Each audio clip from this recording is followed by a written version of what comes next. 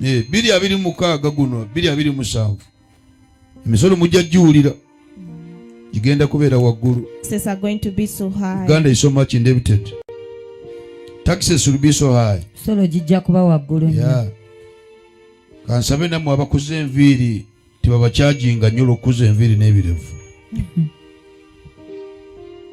Kansabe because many areas are going to be taxed. Bitundu bingi bigenda teekebwako. Taxes are going to be high. Solo gigenda kuba waggulu nnyo. To pay debts. Kusasula amabanja. N'okusasula ebyo babadde bakozesa.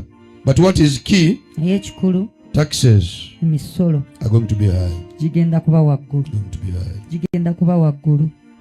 But of course it is your duty to pay tax as a citizen. Ayera mulimu w'omusolo ng'omutuuze. According to Article 9. Sinzira Up katundu. to 14. Mwenda paka 14. Tundutundu obo nga abatuuze.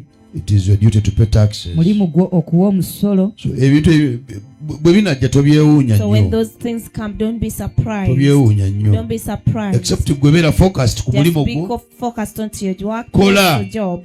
Sasula ky'osobola. Work and pay what you are Mukama capable Katonda of ajja kuwa paying. omukisa. Then God will bless you. Kubanga nze kyenjagala kiri Because kimu. what I want is one. Asasula omusolo aba akola. Someone who pays that ate tax aba happens afuna. to be working and is Mukama receiving. Katonda akuwa ebyenfuna May guno God give you the omwaka. financial Byeyongerere ddala this year, bigaziire that they ddala. increase, they enlarge. Ne bakuwa omusolo nga toguwulira liyale. Ng'amazima oli wa njawulo. It's my prayer. Kama Katonda akuteekemu ebintu eby'enjawulo. Kula ekitiibwa kye. Into you different things in the name of Jesus. And it all comes with the connections. Kyonna kijja na kuyungibwa. Mukama Katonda akuyungeko ekirungi, gatteko ekirungi, akwongereko ekirungi, ate ng'asooka n'ekigambo kye, ng'asooka n'omwoyo gwe. Building collapses in Uganda have frequently resulted in fatalities, often due to poor construction material, lack of professional supervision, and disregarded safety regulations. Recent years have seen multiple fatal incidents, including a May 2021 collapse in Makindye that killed 13 people and another in 2020 that claimed 15 lives, among others. We have investigated these accidents. We have released the outcomes of these accidents. At times, these investigations are not necessarily to only prosecute, but they also inform us of what we need to do. We expected an accident every day. Whenever it's rainy season, that was our expectation, that we have a building-related accident. People are going to lose lives, people are going to lose properties. But today we can tell you, since beginning of this year, we have not had a single building-related accident. That means the interventions are actually working. However, despite those milestones, we still have challenges in the sector. To bridge these gaps, government has finally swung into action with tough penalties for illegal building contained in the New Building Control Amendment Act 2026, with some fines tripling original ones. While addressing journalists in Kampala, Engineer Flavia Gutobwire, the Executive Secretary for the National Building Review Board, which is the enforcing entity, revealed that the penalty for building without a permit has been increased from 50 currency points, about 1 million shillings, or 2 years imprisonment, to 2 currency points per square meter of the built-up area, or 5 years imprisonment, or both, among other penalties. So if you constructed 100 square meters of building without permission, 100 square meters times 2 currency points, which is 40,000, would take you at 4 million shillings. And remember, one of the other amendments is that this is now going to be issued as express penalty. There is also building after expiry of the permit. We have introduced procedures for extension of this permit.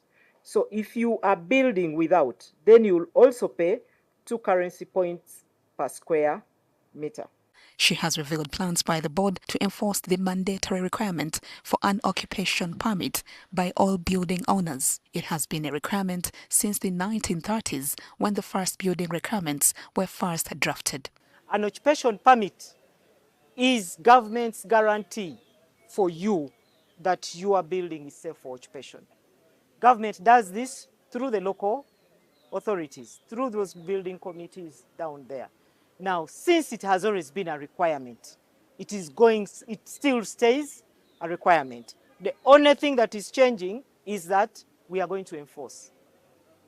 We are going to enforce, and so Ugandans should go and secure these permits before we enforce.